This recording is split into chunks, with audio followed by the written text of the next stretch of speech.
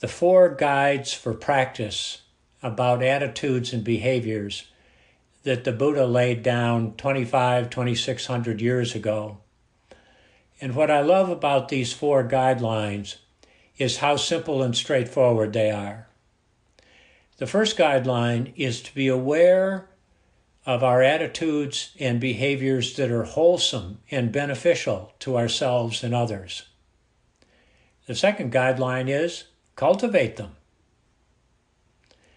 The third guideline is to be aware of our attitudes and behaviors that are unwholesome and harmful. And the fourth guideline is to let those go, to set them aside. Set aside what's harmful and unwholesome. Deceptively simple, but so clear, so straightforward, so clean. And I think that the power here, the reason the Buddha laid these out in such a simple, straightforward way, is to address this reality we keep talking about, how life is hard and we make it harder. These are the guidelines to keep us from taking those situations that are already hard enough and making them harder. So let's take a moment and do a little reflection. And I'll invite you first to be aware of an attitude and behavior that you have that's wholesome and beneficial to yourself and others. Just take a moment and reflect on that.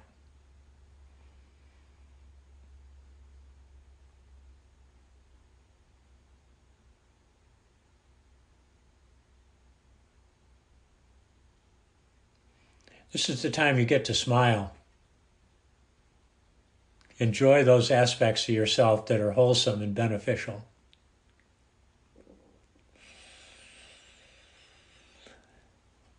And now we'll shift to the other side, where it's probably okay to frown a little bit, but don't get too lost in it. Think about an attitude or behavior of yours that's unwholesome and harmful.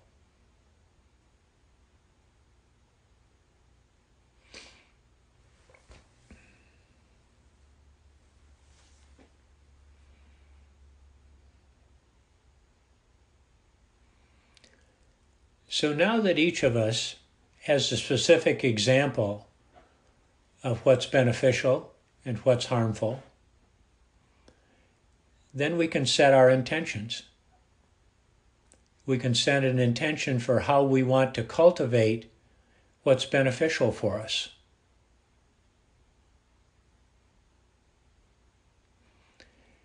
And this is where we have neuroplasticity on our side. One of the ways we can cultivate what's wholesome and beneficial is to repeat it often, to hold the intention of showing up, exhibiting a beneficial attitude or behavior. Often. The more often we do it, the more the neurons that support it fire together and wire together, so that we're grooving this beneficial and wholesome attitude and behavior into our brains.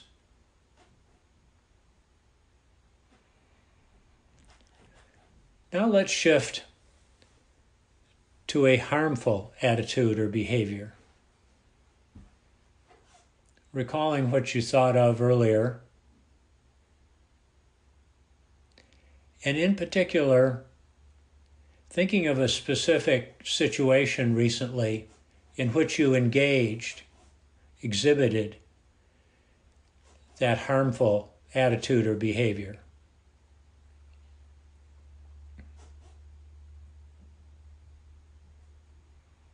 Putting yourself back in that moment.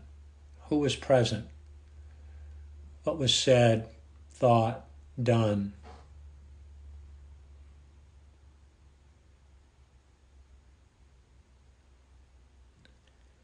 And however difficult, allowing yourself to be fully present with this experience.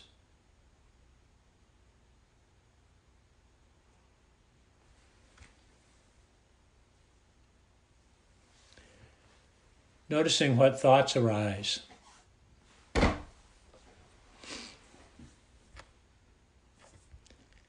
And remembering that these thoughts are just thoughts.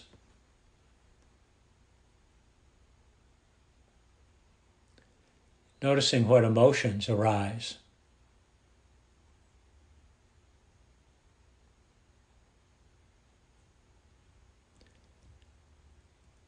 And since this is something harmful, unpleasant, you may even detect a little denial or resistance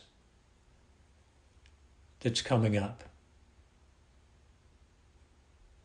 You may even be detecting a little wishing things to be other than they are.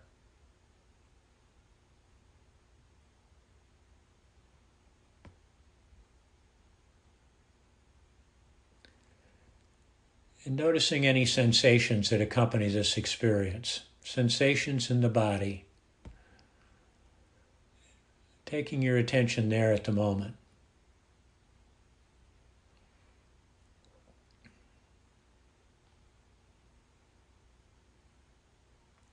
And staying with all of this. Perhaps moving from simply allowing it to accepting it. It's already happened. We can accept it just as it is.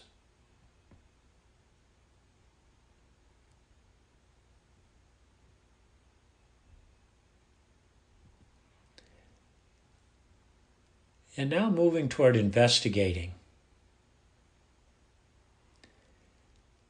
Beneath any unwholesome or harmful attitude or behavior is likely to be some wisdom.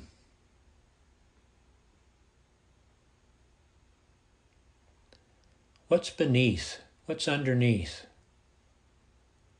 this unwholesome, harmful attitude or behavior?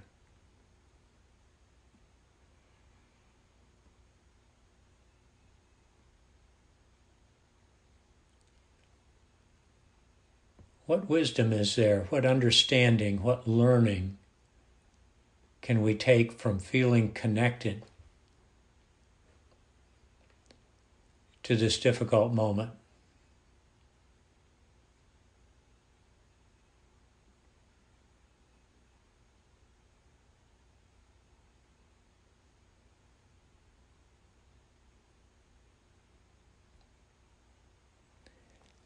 And now offering ourselves a bit of nurturing, some kindness for our willingness to be present with this difficult experience, for our willingness to stay with it.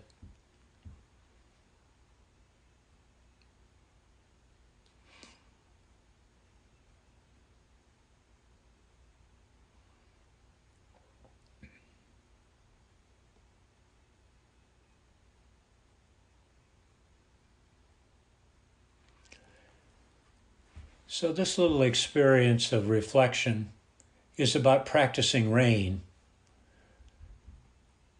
We recognized a harmful attitude or behavior. We allowed and accepted it. We investigated the wisdom underneath it. And we nurtured ourselves.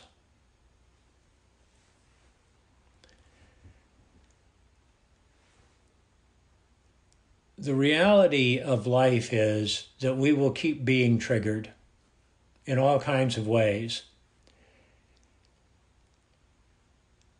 that in many ways reflect, in the specific ways individually we're triggered, reflect the four conditions of being human as they apply to us.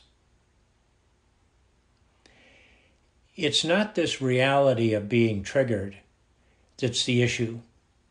That's too deeply embedded in us, including biologically, evolutionarily. It's what happens next. The question is, do we fall into reactivity, difficult emotions that overwhelm us, that take control of our thoughts and behavior? Or are we able to recognize the triggering when it happens from a place of awareness, from being in the role of observer, which creates a little space, and in that space, we can choose. We can choose what happens next. We can choose to be informed by what's most important to us, by our understanding of the four conditions, by our understanding of the 3 Ps, that life is not permanent, not perfect, and not personal. And we can be informed by our curiosity.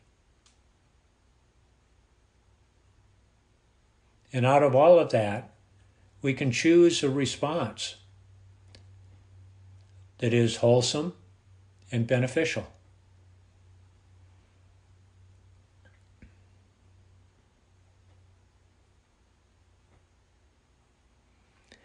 So this might be a nice moment to reflect on what's important to you these days. What aspiration is guiding you at this time in your life? What's your North Star?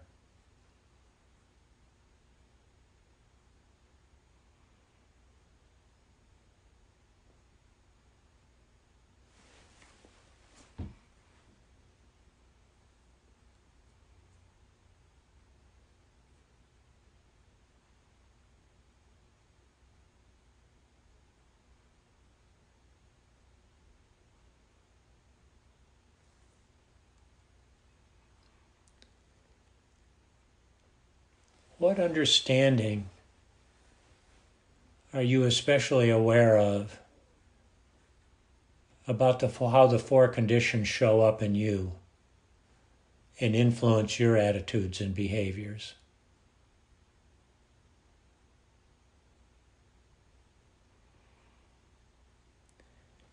Which of life's not being permanent, perfect, or taking it personally as required are you aware of?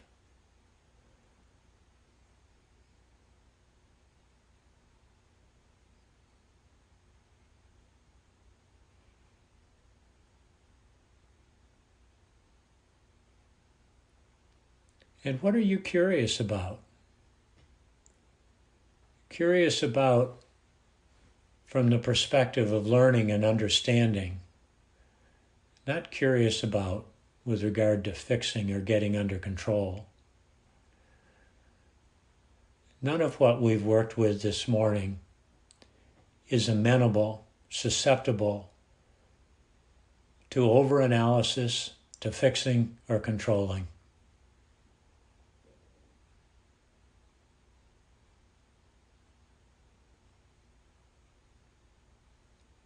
It is amenable to allowing, to being curious, to understanding.